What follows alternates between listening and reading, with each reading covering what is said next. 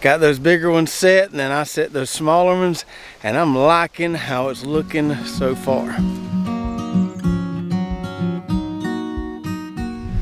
What's up, Lazy Dog fam? I hope everybody out there is having a fantastic day.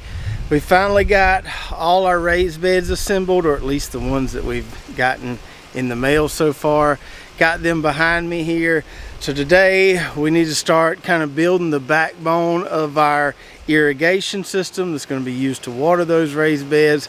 Hopefully go ahead and set the beds we have in this plot behind me here. So we're going to try to tackle all that today. I also want to give you an update on a couple things, maybe do a little bit of harvesting later on in the video. So we got 9 of the 13 raised beds that are going to go in that plot right there assembled. As you can see here, we got the 3 tall ones, we got the 6 shorter ones over there. Still waiting on the round ones to get here, but it shouldn't take long to put those together, and those are going to go in the front of the plot right there. So that's not going to stop us from going ahead and getting things set up for these ones we already have assembled. So I came out here late yesterday afternoon and squared up this plot as far as my rebar stakes right there go. Made sure everything was nice and square. And then I put some wooden stakes in the ground in the center of each raised bed row. And I did that for irrigation purposes, which you'll see here in a minute. I also went ahead and cut the mainline tubing that's going to be needed for each row of raised beds. Went ahead and cut that so that could be sitting out in the sun, kind of lose its memory a little bit, make it easier to work with. So my plan here is to run the mainline tubing, or the supply line, underneath each row of raised beds, and then inside the raised beds, before we fill them, obviously we're going to use a T to bring the tubing up to the surface of the raised bed. Then we can use whatever kind of system we want to. We can use drip tubing, drip tape, even a little micro sprinkler, whatever we decide to use to water these beds. So the mainline tubing just serves as kind of the backbone of the system, and then we can plug into that mainline tubing with a variety of different things to water our plants. So where this mainline tubing is sitting currently is not where it's gonna eventually be. Like I said, I just laid it out here so it could, cook in the sun a little bit, lose its memory. Now, the purpose of these stakes here are to help us create a straight line furrow from one end of the plot to the next, and that's where we're gonna lay this mainline tubing. So I want to put the main line in a furrow for kind of 2 different reasons. One, when I sit the raised beds in this plot, it's not going to be pinching that tubing. The tubing will be sitting in a furrow below the raised beds. Also, when we start installing these T's, if I've got that main line in a furrow, I have a little bit of room to work with there. I can pull it back and forth and get those T's placed right inside the wall of that raised bed where I want them. So what we need to do first here is go grab the wheel hoe and make 4 furrows along this plot here where those stakes are, and then lay this mainline tubing down in those furrows.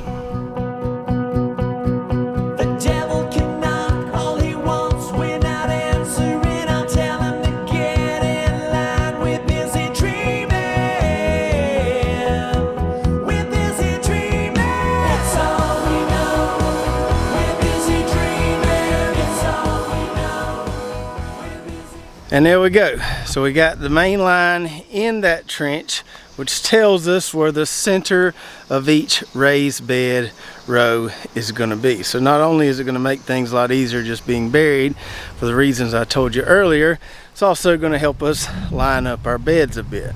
Now at some point in the process, we'll use elbows and whatnot to connect all these runs of main line so we have one contiguous system here, but we don't need to do that today. We just need to get this main line underneath those beds before we set them in their spot.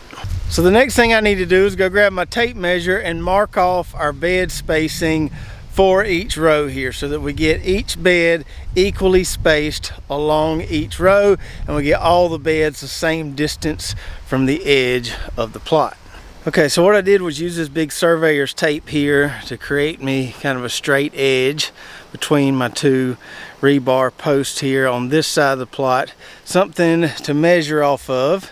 And then I measured off that and put a wooden stake on the edges of where each bed will sit. Now this isn't perfect down to the inch yet, but this will help us out just putting them about where they're going to need to go.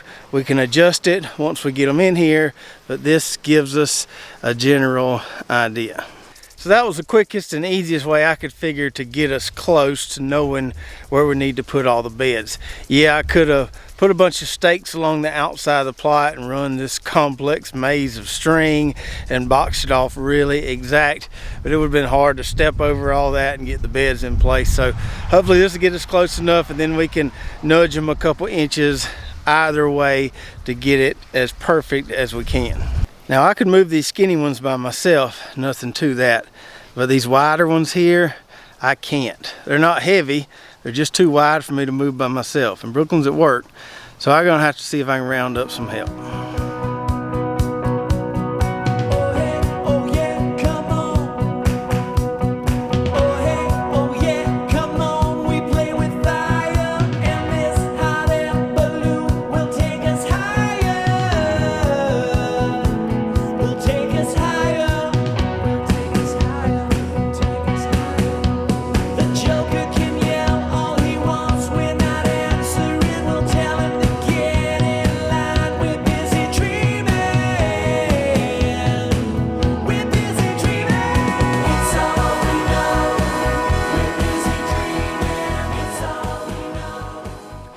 And to that I say, all right, all right, all right. So me and Miss Mickey, the lady that watches the boys after school in the afternoons, got those bigger ones set, and then I set those smaller ones, and I'm liking how it's looking so far. So everything isn't perfectly aligned just yet, but it's pretty dang close. Me and Brooklyn can get out here late one afternoon, tighten up the spacing a little bit, get everything as close to perfect as we can. But I sure like the way it's looking. I like having those taller ones on the back there, then having some different shapes here, and then once we get those round ones in the front, it's all gonna come together.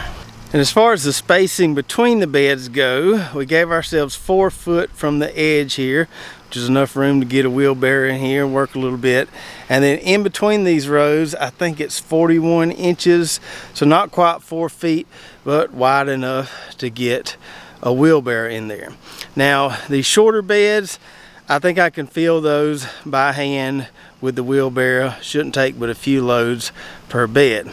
These bigger ones are going to be a different story. Fortunately, they're on the end here, so when I do get that load of composted wood chips dumped out here, probably going to get Brooklyn's uncle with his front end loader to fill those for me, or at least fill them most of the way. He can reach over from right there in the grass. These shorter ones should go pretty quick with a shovel and the wheelbarrow.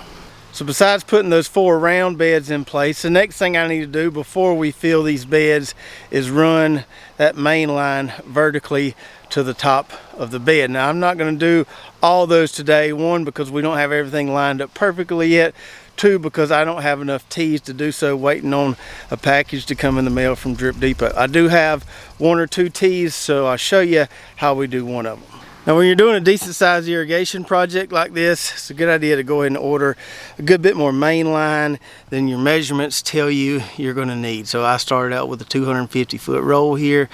That may be enough, but I have some more if I need it. And that's because there's going to be a little bit of waste here as you kind of run lines to the end of the plot, and you'll trim them up later. You're not going to get use out of every single foot out of this. Once you trim things up, there's going to be a little bit that you waste. So get more main line than you need. So what we need to do now is put a T down there on that main line right up against the edge of this bed, then run a piece of main line up vertically to the top of the bed. So that's what we're going for right there. We got our T installed with our vertical line running right up against the inside of that bed. And then up top here, I gave myself a little more than a foot of extra main line to play with when we start hooking into it to water these beds. Also installed one of these figure 8 end clamps here. I won't use those when we get everything hooked up. I'll use those other end pieces I showed you several videos ago, but this right here worked pretty good just to hold everything in place tight up against that raised bed so it doesn't go anywhere and stays in place when we go to fill these things. And then once we get all these other beds a little more properly spaced, we'll do the same thing with the other 8 beds you see here. We'll install a little main line riser there so we can water each bed. Now for the round beds, I don't think I'm going to do them like I just did that one, because in a round bed you don't really have a defined direction where you can do rows and such. I think what I may do with the round beds is have an irrigation riser coming up between the round beds that puts out a rectangular watering pattern and waters like 2 beds. So if I have 2 risers, they can each water 2 beds on both sides of them.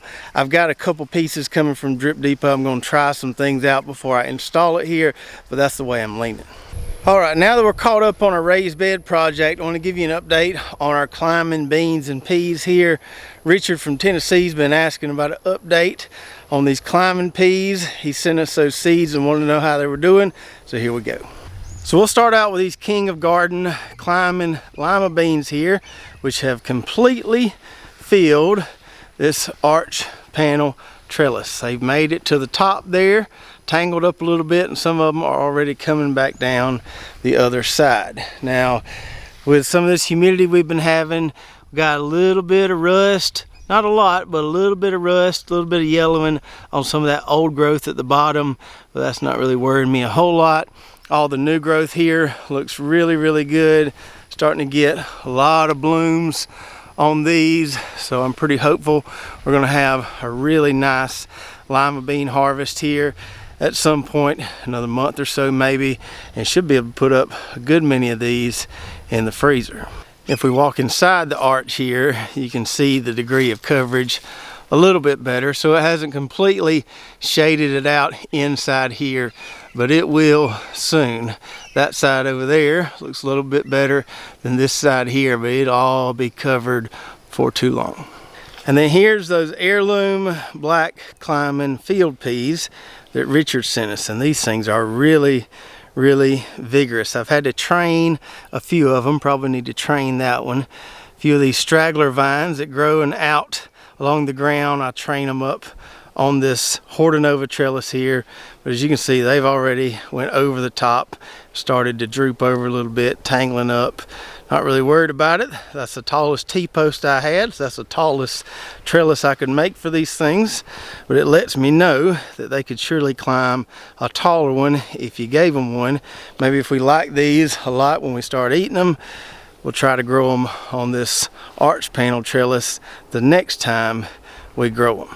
Now as you can see here, as is expected with us growing field peas, we got a little insect pressure, not too bad. That's probably the worst spot right there. I have sprayed these a few times, but I'm pretty happy with how we've been able to manage the damage so far. If we get a little bit of damage, that's okay. We just don't want to see a lot of damage. And these things are growing really vigorously, so they're helping to kind of outpace a little bit of that insect damage. Now the last thing we have to do today is harvest some hot peppers right here. We got to be real careful doing it. So in this little fire ring raised bed here, we have 3 beautiful looking pepper plants. Took them a while to get going, but they look really nice and healthy now. We've got 1 ghost pepper plant, which are those kind of longer looking red peppers there. And then we've got 2 of these Armageddon pepper plants, make fruits like you see right there. Now we're definitely going to need gloves for this, because from what I understand, those ghost peppers come in at around 1 million Scoville, and those Armageddon peppers are about 1.3 million Scoville units, so way too hot to be touching with your bare hands. So I'm gloved up and I'm ready. I'm going to put them in this bag right here. I'm going to put the ghost peppers in one bag and then the Armageddon peppers in another bag. I'm just going to pick the red ones that I see here. All right, so we got those carefully harvested there. Got a lot more ghost peppers than we did Armageddon peppers. The ghost peppers seem to be a little bit more productive, at least initially, because this came off just one plant. This came off 2 plants, but there's a lot of green Armageddon peppers on there, so maybe this variety is just a little bit later than these are. Now, what are we gonna do with all these hot peppers? That's a good question. I've been offering a reward to some of my buddies if they'll eat one of these on camera, but I haven't found any takers yet. Now, we did have one person on our Facebook page send us a recipe for a pineapple ghost pepper hot sauce, and it sounded pretty good. And it's supposedly supposed to cut the heat down a good bit. I can't remember how many peppers it needed for that recipe, but I think we've got enough here. We may just mix these 2 together. So I may give that a try, see if we can make some hot sauce, but we definitely need to cut the heat down a little bit because I can't eat something that's 1,000,000 Scovilles. So I hope you enjoyed the video today. A little work, a little update, a little harvesting. Let me know in the comments below what you think about our raised bed project so far. We've got a lot of good ideas from you guys so far, just in the comment section, as far as, you know, running the irrigation underneath the beds, using some of the topsoil on top of the beds. If you got any other good tips or suggestions, definitely put those in the comments below. And if you got any tips or suggestions on what to do with these super hot peppers, definitely put that in the comments below. I'd like to find some good way to use them so we can maybe enjoy the flavor a little bit, but not quite all the heat. If you're watching on YouTube, be sure to check out our affiliate links below. A lot of great companies that we use in our gardens here at Lazy Dog Farm, including the company where we got those raised beds. Got some coupon codes for some of those companies so you can take advantage of those discounts. If you haven't already, go check out our website, lazydogfarm.com, where we've got our blog, recipes, merchandise, recommended products, all kind of good stuff over there. If you did enjoy the video, be sure to subscribe, hit that notification button, like, and share. We'll see you next time right here at Lazy Dog Farm. Oh, farewell, by the beauty of your life.